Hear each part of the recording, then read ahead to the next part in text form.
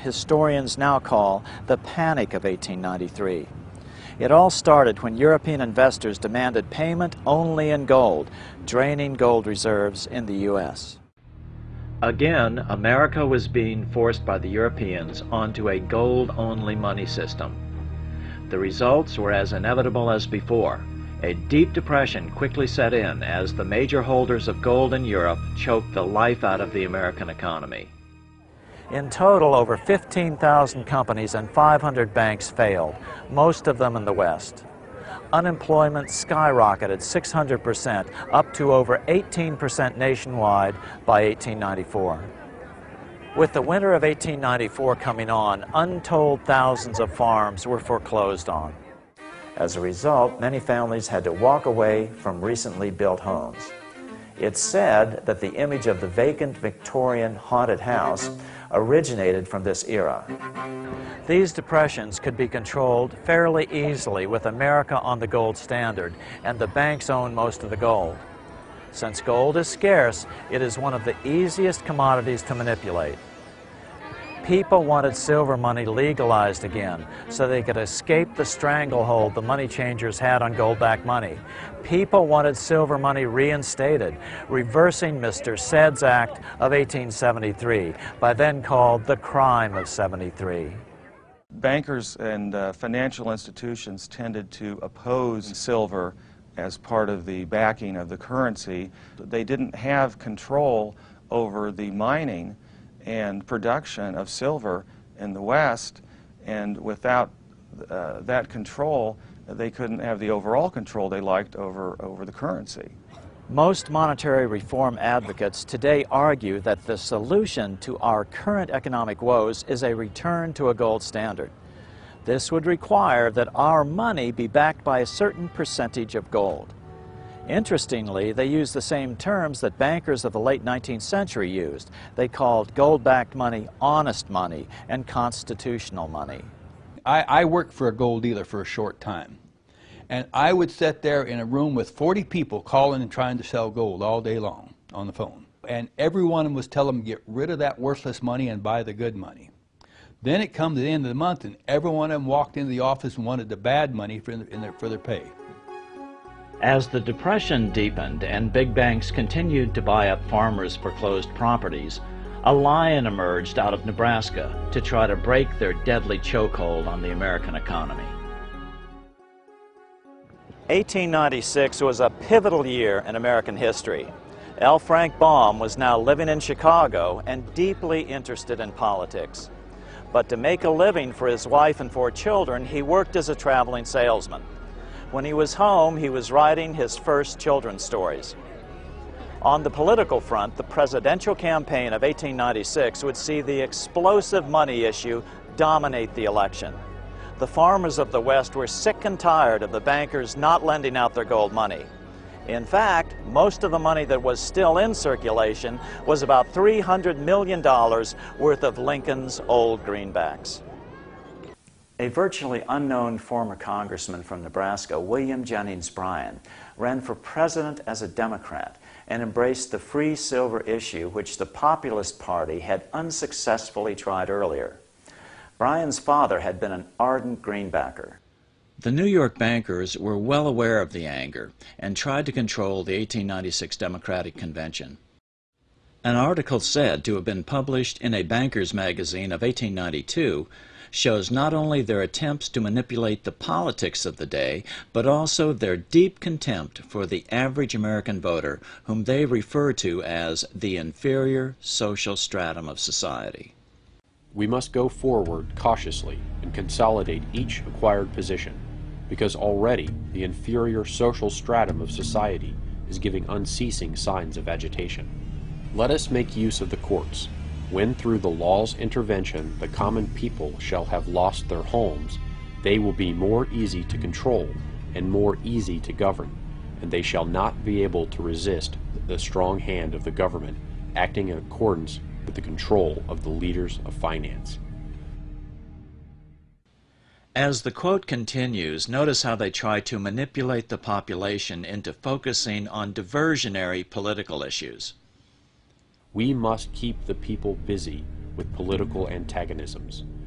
We'll therefore speed up the question of reform of tariffs within the Democratic Party, and will put the spotlight on the question of protection for the Republican Party. By dividing the electorate this way, we'll be able to have them spend their energies at struggling amongst themselves on questions that for us have no importance whatsoever. Now let's return to the 1896 Democratic Convention. The issues were remarkably similar. William Jennings Bryan represented the embodiment of all the Democrats' wrath against the gold money system. At the Democratic National Convention in Chicago in 1896, Bryan made an emotional speech entitled Crown of Thorns and Cross of Gold. Bryan's speech was so powerful that it propelled him from relative obscurity to the presidential nomination on the fifth ballot at the tender age of 36. Amazingly, we have Bryan's actual voice recreating portions of this famous speech recorded years later with the advent of recording technology. Although the recording does not capture the power of the original moment, it does allow us to hear Bryan's voice. I come to speak to you in the defense of a cause as holy as the cause of liberty, the cause of humanity. Never before in the history of this country has there been witnessed such a contest as that through which we have just passed. Bryan's recreation recording then skips significant portions of his original speech. According to the official proceedings of the Democratic National Convention, Bryan continued with these important references to America's monetary history. What we need is an Andrew Jackson to stand as Jackson stood against the encroachments of aggregated wealth. We say in our platform that we believe that the right to coin money and issue money is a function of government. We believe it. We believe it is a part of sovereignty. Those who are opposed to this proposition tell us that the issue of paper money is a function of the bank and that the government ought to go out of the banking business. I stand with Jefferson rather than with them and tell them, as he did, that the issue of money is a function of the government and that the banks should go out of the governing business. Remember the 1892 memo from the Bankers magazine, which bragged that they would try to busy the Democrats with the tariff issue? Here's where Bryan refers to that very issue. They ask why it is we say more on the money question than we say upon the tariff question. I reply that if protection has slain its thousands, the gold standard has slain its tens of thousands. When we have restored the money of the Constitution, all other necessary reforms will be possible, and that until that is done, there is no reform that can be accomplished. However, the gold standard and its 30-year-long restriction on the money supply had become so unpopular that even most Republicans had come out against it. Now, Bryan's recording picks back up. They will search the pages of history in vain to find a single instance where the common people of any land have ever declared themselves in favor of the gold standard. They can find where the holders of fixed investments have declared for a gold standard, but not where the masses have. If they dare to come out in the open field and defend the gold standard as a good thing, we will fight them to the uttermost. We will answer their demand for a gold standard by saying to them, you shall not press down upon the brow of labor this crown of thorns. You shall not crucify mankind upon a cross of gold. The bankers were scared. The average American farmer was mad about the lack of a plentiful money supply. Now it looked like they had finally gained sufficient political force to win the highest office in the land and disrupt all the bankers' plans. As a result, the 1896 campaign was among the most fiercely contested presidential races in American history. Though Bryan was only 36 years old at the time, this speech is widely regarded as the most famous oration ever made before a political convention. The McKinley campaign outspent Bryan by a 5-to-1 margin. Bryan's strategy was to take his political campaign on the road. Bryan invented the National Stumping Tour. He made over 500 speeches in 27 states during the 4-month campaign, an average of 4 a day, many of them lasting over 2 hours. Across the nation, tens of thousands of Americans rallied around Bryan's appearances with torchlight parades.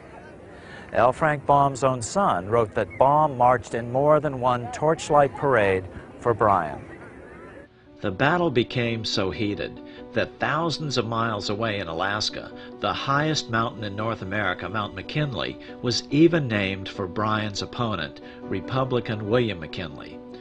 It seems that the first gold miner on the mountain, a man named William Dickey, named the mountain in honor of the gold money candidate in retaliation because his many silver mining friends so zealously supported William Jennings Bryan.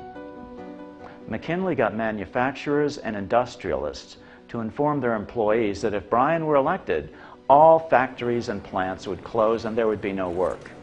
The ruse succeeded. McKinley beat Bryan by a small margin. Bryan ran for president again in 1900 and in 1908, but fell short each time. But the threat his presence presented to the national bankers afforded the Republican alternatives, Roosevelt and Taft, a measure of independence from the bankers.